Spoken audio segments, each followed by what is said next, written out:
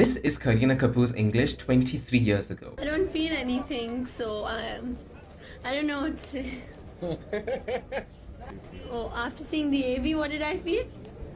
Yeah, I felt that the film is going to be a huge success and we all are going to be appreciated because we all have put in so much effort, and that's Oh it. my The film God. is going to be a very, very, very, very big success. And this is her today. It was always those box office kind of, films that gave you that. But today, like people are talking about the content, they're talking about different characters. Today, everyone's like, okay, there's no age to choosing. Notice the difference? She has exponentially improved her communication skills in English. What exercises did she practice? How long did it actually take for her to reach this level? And most importantly, what can you learn from India's most amazing actress by looks?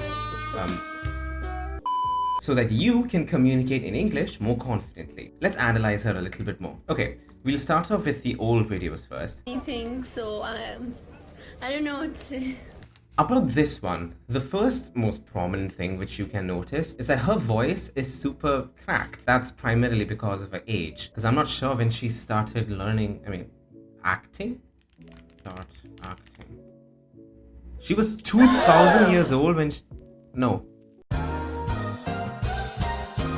She was 19 years old when she started. Okay, fine. Nowadays, a lot of people's voices are more developed by the age of 19, but hers over here is very nasally and kind of problematic as well. It lacks authority, and honestly, even though it makes her look cute, if you suffer from this issue, practice this simple exercise so you can improve your communication skills through the power of your voice. I call this the rule of 10. Every odd number and every even number plays a prominent role in this. Count from 1 to 10. All the odd numbers count at a very lower tone, and all the high or even numbers you count at the highest pitch tone. So 1, 2, 3, 4, 5, 6.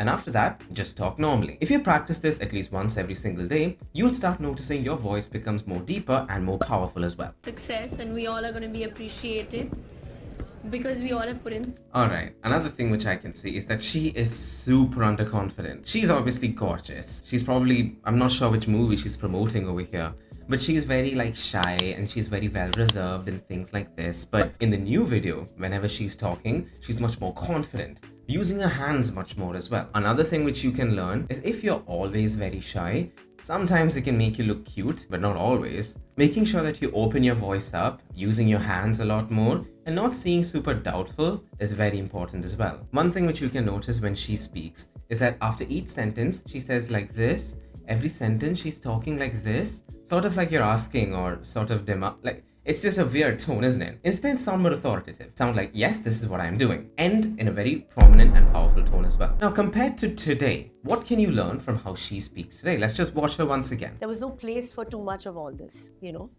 It was always those box office kind of, films that give. First and most prominently, you can notice just how well she's using her hands. A lot of people misinterpret hand movements or body language when communicating. Some people overly use their hands whenever they're talking so much. It makes them look like they're schizophrenic, and sometimes I'm just not able to understand how to use their freaking hands. Don't do that.